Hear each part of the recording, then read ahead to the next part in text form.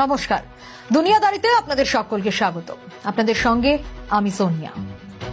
বাংলাদেশকে বোঝার চেষ্টা করলে যে নামটা বারবার ফিরে ফিরে আসে তা হলো শেখ হাসিনা।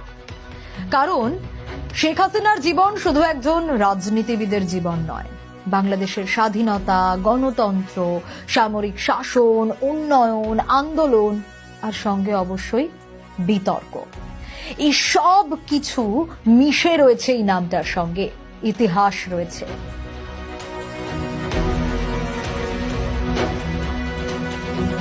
আজ তাই কথা বলবো সেই মানুষটিকে নিয়ে, যার জন্ম গ্রামে, বেড়ে ওঠা আন্দোলনের ঘরে, জীবন শুরু আহ্লাদে আর পরিণতি কঠিন রাজনীতিতে।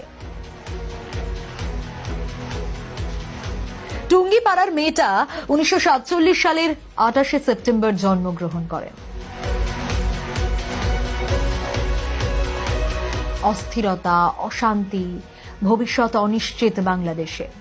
আর এই সময় গোপালগঞ্জের টুঙ্গিপাড়ায় শেখ হাসিনা জন্ম নিলেন। বাবা শেখ মুজিবুর রহমান তখন নতুন রাজনৈতিক কর্মী। ছোট মেয়ের শৈশব কেটেছে গ্রামের সহজ সরল পরিবেশের মধ্যে, কিন্তু সেই ঘরে প্রতিদিনই বক্তৃতা, নানা সভা, মামলার খবর, এগুলো কিন্তু একেবারে ন্যাচারাল ছিল। মানে এই দেখেই বড় হয়েছেন শেখ হাসিনা।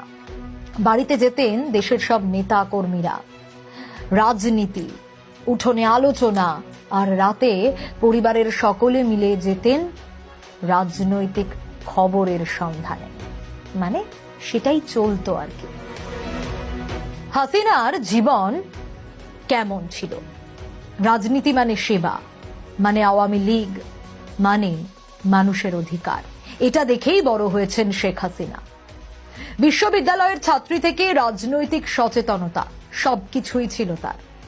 ঢাকায় স্কুল জীবন, পরে বিশ্ববিদ্যালয়ে পড়াশোনা। ঘরে বাবা থাকতেন না বেশিরভাগ সময়, কারাগারে, কখনো কখনো বা আন্দোলনে।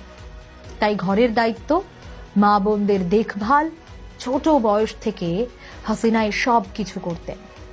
রাজনীতির খবর, নেতাদের সঙ্গে মেলামেশা, দেশভাগের স্মৃতি, এসবই তাকে ধীরে ধীরে রাজনৈতিক দিকে নিয়ে যায়। 1971-এর মুক্তিযুদ্ধ কিভাবে ভোলা যায় বলুন তো? 1971-এ তখন শেখ হাসিনা নাকি প্রেগনেন্ট। মার্চের রাত, ঢাকার ওপর এক নিশ্ছিদ্র অন্ধকার নেমে আসে। বঙ্গবন্ধু গ্রেপ্তার, ঘরবাড়ি অবরুদ্ধ, সেনাদের নজরদারি। দেশ স্বাধীনতার জন্য যুদ্ধ করছে, আর তিনি তার মা, ভাই বোন, বদ্ধ জীবনে দিন কাটাচ্ছেন।